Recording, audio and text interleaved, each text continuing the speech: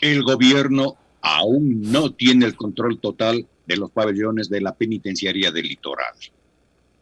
Punto Noticias. Han pasado más de 100 horas desde la reciente masacre en la penitenciaría del Litoral que dejó 68 internos asesinados y el gobierno no ha podido retomar el control en los 12 pabellones de este centro carcelario. El director del SNAI, Fausto Cobo, reconoció que el Estado todavía no ha logrado restablecer el orden en la penitenciaría y reveló que la madrugada de ayer se rescató a 3 privados de la libertad que estaban secuestrados en el área conocida como F1, donde se produjo la reciente matanza. Además, el director del SNAI reconoció que el sistema de rehabilitación social fue destrozado cuando se eliminó el Ministerio de Justicia. Alexis Moncayo tiene la palabra en Pichincha Opina. Gracias, profe. 7:10 a.m. Bueno, voy a empezar por esto último que ha dicho el coronel Fausto Cobo, de que el sistema de rehabilitación social fue destrozado cuando se eliminó el Ministerio de Justicia. Por fin, algo de sensatez de parte de un funcionario del gobierno. ¿Por qué digo esto? Porque lo de Gijón ya es impresentable, se está convirtiendo en el Roldán del gobierno de Lasso. Habló barbaridades en Teleamazonas, habló barbaridades ayer con Jimmy Jairala y en la noche habló barbaridades a nivel internacional con CNN, repitiendo la misma cantaleta, ¿no? Del atentado terrorista, de que hay un intento para desestabilizar al gobierno y que eso lo están operando grupos políticos a través de las masacres en las cárceles. Ya lo del señor Gijón, créanme, es impresentable y ya no vale ni la pena comentarlo. Así que esta última declaración del coronel Fausto Cobo me parece que le da un poco más de sensatez y de seriedad al relato oficial. Están reconociendo que en el gobierno de su aliado, del aliado incondicional del presidente Lasso, el gobierno de Lenín Moreno, se cometió un error escandaloso que fue haber eliminado el Ministerio de Justicia, algo que nosotros en este espacio lo hemos dicho no solo ahora que estamos hablando de la masacre ocurrida el viernes anterior, sino que lo hemos dicho permanentemente desde que empezaron a ocurrir este tipo de situaciones dolorosas en las cárceles del país. Siempre hemos creído que fue una decisión tomada sin ningún tipo de estudio técnico, ni de investigación, ni nada por el estilo. Se trataba de, a ver, ¿qué cosas hizo Correa? El Ministerio de Seguridad, eliminen. ¿Qué otra cosa hizo Correa? El Ministerio de Justicia, eliminen. Bueno, así gobernó Moreno, y esas torpezas y esas decisiones que se las adoptaba con el hígado, hoy al Ecuador le están pasando factura. No tenemos un Ministerio de Seguridad, las consecuencias están ahí. No tenemos un Ministerio del Interior que se ocupe únicamente de la seguridad y del manejo de la policía, los resultados están ahí. No tenemos una secretaría o un ministerio de justicia que se encargue de dictar la política de rehabilitación social y los resultados están ahí. Entonces, qué bueno, coronel Cobo, que al menos usted le dé un poquito de sensatez, de lucidez a un relato gubernamental que en los últimos días ha sido realmente vergonzoso, ¿no? Por no decir otra palabra, vergonzoso. De ahí yo quisiera volver nuevamente a la fotografía, si el equipo de producción, mi querido Brian, nos ayudas con la foto del final de la reunión en la gobernación del Guayas, esa reunión en donde estaban pues, todos los funcionarios y el presidente sonreídos. A ver, por acá me dice Joseph, ¿cuándo mismo es el evento de los globos aerostáticos en Quito? Será en diciembre del 2022, el primer festival internacional de globos aerostáticos. Va a ser una cosa espectacular. Bueno, ahí está la foto. ¿Yo por qué voy al tema de la foto? Porque en esa foto, de los que yo conozco, que son abogados, están el Procurador General del Estado, que además es el abogado del Estado. Está la señora Diana Salazar, que es fiscal general del Estado, abogada. Está el presidente de la Corte Nacional de Justicia, el señor Iván Saquicela, cuyo mérito es haber sentenciado a Correa, y de premio le dieron la presidencia de la Corte, abogado. No creo que sea ni ingeniero, ni astronauta, ni futbolista, ¿no es cierto? Es abogado. La señora María del Carmen Maldonado, presidenta del Consejo de la Judicatura, abogada. En su momento correísta también. ¿Quién más? Se me escapa uno. Fabián Pozo, secretario jurídico de la Presidencia de la República, abogado. Y creo que hasta el señor Gijón, que habla barbaridades y medias cada vez que va a algún medio de comunicación, es abogado. Bueno, todos estos ilustres abogados, Alexandra Vela, ministra de Gobierno, abogada. Todos estos ilustres abogados fueron incapaces de decirle al presidente que lo que estaba proponiendo para la famosa ley de defensa ciudadana e incorporar la figura de la autoría de dominio por dominio de organización no sé qué criminal y bla bla bla, ya existía en el Código Orgánico Integral Penal. Entonces, ¿qué significa? Que toda esta retahíla de nombres que les acabo de dar, de ilustrísimos ecuatorianos, destacados todos, el procurador, fíjense, fue hasta decano de una facultad, de una escuela de derecho de este país y de esta ciudad. El señor Íñigo Salvador fue decano de la Facultad de Jurisprudencia de la Católica, nada más y nada menos. Pero resulta que todos estos abogados no han sabido lo que contiene el COIP. ¿Qué les parece? Por eso vuelvo nuevamente al tema de la famosa foto, en donde estaban algunos hasta sonreídos, ¿no? Pero que sean incapaces de decirle al presidente que estaba a punto de cometer un tremendo error, que después le iba a tocar rectificar y salir a hacer aclaraciones y demás. O sea, créanme que a los ecuatorianos, por lo menos a mí, y yo creo que a muchos de ustedes también, les harán plantearse una pregunta, ¿no? ¿Quiénes nos gobiernan? Pero si no conocen ni siquiera el contenido de la legislación de este país, ¿quiénes nos gobiernan? Bueno, finalmente el coronel Cobo ayer, y una vez que ha tomado nuevamente las riendas de la SNAI, de este servicio para la protección de los privados de libertad, llegó hasta la penitenciaría del Litoral. Veamos cómo llegó. Acá, digamos, por un lado estaban las declaraciones del coronel Cobo, que, insisto, yo sí creo que le dan un poco de sensatez y algo de lucidez a un gobierno que está permanentemente imponiendo relatos que lo que buscan no creo que sea la pacificación, o al menos, y yo sí coincido plenamente con lo que nos decía ayer el defensor del pueblo, César Córdoba, con relatos como los de Carlos Gijón, difícilmente vamos a lograr pacificación.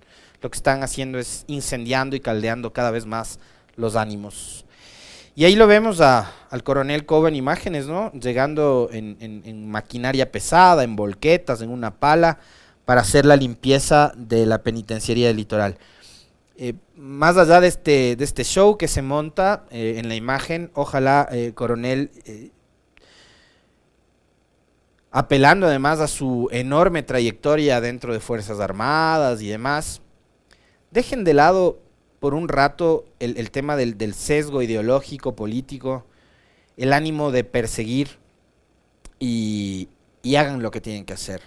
En este momento, y créanme, otra cosa que se me pasó ayer decirles y de comentar con ustedes, pero que a mí me parece que también es súper importante, tomando en cuenta además que no es que todo pasa únicamente por la plata, pero entre las 7 soluciones que proponen en esta mesa el presidente junto a los delegados de las otras funciones del Estado y de los organismos de control y parte de su gabinete de seguridad, se hablaba de beneficios penitenciarios, de que se lleve adelante un proceso de diálogo, de paz, de pacificación y demás, no sé qué, pero nada de eso contenía, digamos, hechos concretos para, a través de la ejecución de un presupuesto establecido, o sea, que el presidente tenía que haber dicho, no sé, vamos a destinar en este momento $20 millones para garantizar la seguridad de las cárceles en el Ecuador, para tener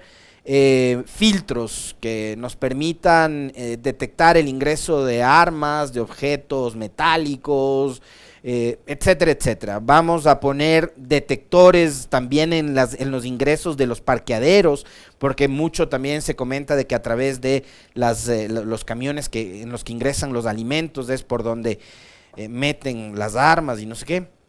Vamos a poner cámaras, vamos a poner un sistema cerrado de vigilancia en cada una de las cárceles. Para eso se destinará tantos millones de dólares. Y una cosa fundamental, o sea, esto no es solo por garantizar el orden dentro de las cárceles, sino por garantizar la seguridad de las personas privadas de libertad, porque ir a la cárcel se está convirtiendo en este país casi que en una pena de muerte, en una sentencia de muerte. Los privados de libertad, presidente Lazo y señores del gobierno, necesitan alimentarse. ¿Qué se dijo con respecto de la posibilidad de que puedan contar con un buen servicio de catering o de alimentación dentro de las cárceles en el Ecuador? De eso no se dijo absolutamente nada. Y se trata de garantizar los mínimos derechos que tienen ellos dentro de una cárcel. Ellos perdieron el derecho a la libertad, pero no han perdido el derecho a la vida. No han perdido el derecho a tener además una vida en condiciones dignas, no en condiciones infrahumanas. Pero de eso no se ha dicho absolutamente nada. Y es preocupante, porque estamos solo viendo la parafernalia, como decía alguien en la transmisión, coincido absolutamente, cómo están montando shows para transmitirlos a través de la prensa, de las redes sociales, pero no vemos soluciones absolutamente concretas a través de hechos. Lo que les acabo de decir es una cosa básica, elemental, brindarles alimentación. Recordarán ustedes que días atrás, aquí en este espacio, conversamos con un especialista en materia de derechos humanos que decía que en las cárceles les dan alimentos con químicos. Con químicos, ¿no? Para que dejen de ser fértiles. O sea, si eso es real, de locos. Entonces deberían garantizar acceso a sanitarios limpios, acceso a agua potable. Son cosas básicas, son cosas elementales que les van a permitir a los privados de libertad en el encierro vivir en condiciones un poquito más dignas, pero de eso no se está diciendo absolutamente nada. Y obvio, como nos dice Joseph, y eso creo que es una reflexión muy válida, si tenemos un Estado y si tenemos un gobierno que en la actualidad le está quitando recursos a la educación, por ejemplo, una reducción de más de 200 millones de dólares al sistema educativo de este país, ¿cómo podemos esperar que ese mismo Estado que prefiere cortarle el presupuesto a la educación se preocupe un poquito de las personas privadas de libertad? Resulta también a ratos medio quimérico, medio utópico también plantearnos eso. Es verdad, yo coincido plenamente, Joseph. Por eso quizás es que el presidente ni siquiera menciona esto en su discurso. Con ustedes hemos visto imágenes que son además, digamos, parte de este escenario de dolor, de violencia que se vive en las cárceles, que no tienen ya únicamente que ver con la muerte, con el asesinato sangriento de estos privados de libertad, sino también con los daños que provocaron a la estructura, al edificio de la cárcel, ¿no? Vimos un corredor de paredes que fueron destruidas, que fueron dinamitadas, que fueron tumbadas con combos, etcétera, ¿no? ¿Qué va a pasar con esas celdas? ¿Ya está trabajando el gobierno para refaccionarlas? ¿Ya está trabajando el gobierno para readecuar esas celdas? Porque o sea, si ahí se destruyeron, no sé, un pabellón completo, ¿ya? Tomando en cuenta la cantidad de privados de libertad que hay y las condiciones de hacinamiento que tienen estos centros de privación de libertad, refaccionar esas celdas se vuelve una tarea urgente para lo que yo les decía antes, darles seguridad a los privados de libertad, darles condiciones para que puedan por lo menos vivir de una forma decente en el encierro. Pero de eso, ¿se ha dicho algo? El gobierno ha dado luces de cuál va a ser la estrategia, de cómo van a organizarse, de cómo van a ingresar los trabajadores para poder arreglar la estructura que fue averiada durante estos ataques. Yo no he escuchado absolutamente nada con respecto a este tema. Son cosas importantes, son cosas urgentes que tiene que atender el Estado ecuatoriano, que tiene que atender el gobierno nacional. Para ir cerrando este tema, y fíjense que y yo sí coincido, o sea, hay cosas que van saliendo y que se van convirtiendo en una suerte de cortina de humo. Ayer, por ejemplo, en Chile, el Senado de este país sudamericano resolvió rechazar el impeachment en contra de Sebastián Piñera, presidente de ese país. No va a ser destituido, va a terminar su periodo presidencial. Y acá vamos con el tema cárcel, con ahora el tema de la selección y el fútbol, con cosas que van saliendo y que van sirviendo también como cortinas de humo, un poco apagando y dejando de hablar de los temas relacionados con la investigación esta internacional que involucra al presidente con el escándalo de los Pandora Papers y la evasión de impuestos, del pago de impuestos, ¿no? Son cosas que igual hay que mencionarlas, que están ahí. Y a propósito de esto, para ir ya cerrando el comentario, ayer, durante una intervención que era transmitida por la Secretaría de Comunicación a través de las plataformas digitales, al presidente le plantearon una pregunta sobre los Pandora Papers. Veamos qué fue lo que hizo la Secretaría de Comunicación del Gobierno Nacional el momento en que un periodista le planteó la pregunta de si va a ir o no a la Asamblea o si ya ha sido convocado a la Asamblea para aclarar sobre el asunto este relacionado a los Pandora Papers. Nos vamos. Bueno.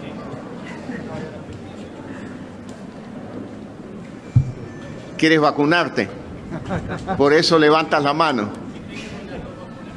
Bueno, me alegro. A ver, dale, hermano, no me niego.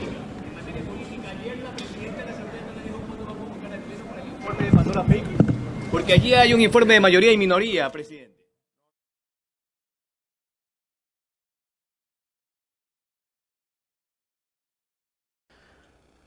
El gobierno del encuentro y cerró la transmisión la Secretaría de Comunicación. No pasó la respuesta del presidente Lasso a la pregunta que le había planteado el periodista. ¿Por qué lo hicieron? Si ustedes son absolutamente respetuosos de la libertad de expresión y de la libertad de prensa y de toda libertad, ¿por qué cortaron la transmisión?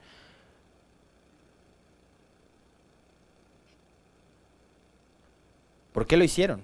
A los señores de la Secretaría de Comunicación. Ustedes que se vendían como el gobierno del encuentro, un gobierno absolutamente garantista, insisto una vez más, de las libertades.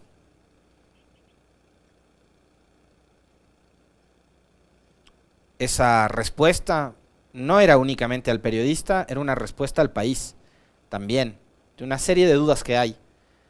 Y acá era solo saber si había recibido o no la invitación de la Asamblea para que vaya el presidente a responder sobre el informe de los Pandora Papers, pero ustedes decidieron cortar la transmisión. Ojalá reflexionen sobre esta decisión que han tomado el día de ayer. Vamos cerrando el comentario y yo quiero hacerles a ustedes en el cierre de este comentario una invitación, porque la prefectura de Pichincha, junto a varias organizaciones que están al frente en la causa ambiental, en la protección de las especies, en este caso de las aves, en la protección de el ambiente. Nosotros tenemos el Chocó Andino acá en Pichincha, que es una zona privilegiada que tiene nuestra provincia y el país, una reserva de biosfera que hay que cuidar, que hay que además ir a visitar, hay que ir a conocer. Lanzaron proyecto muy interesante, que es, y ojalá podamos sumarnos todas y todos, ¿no? Que es la elección del ave emblemática de Pichincha. No sé si tenemos el audio del corte de la prefecta invitando a sumarnos a este proyecto, a votar por el ave emblemática. Si lo tenemos, podemos ponerlo. Yo quisiera resumir en 3 ejes lo que busca el ave emblemática de Pichincha. Primero, la naturaleza, el cuidado ambiental, el cuidado de nuestra fauna, el cuidado de nuestra fauna silvestre, para nosotros es fundamental. En Pichincha nos estamos tomando en serio, realmente en serio, el cuidado del ambiente. Tenemos tesoros maravillosos, uno de los encargos más importantes es el Chocó andino, y en esa lógica también esta iniciativa está pensada. En segundo lugar, el tema turístico. La apuesta de Pichincha para la reactivación económica y productiva es el turismo.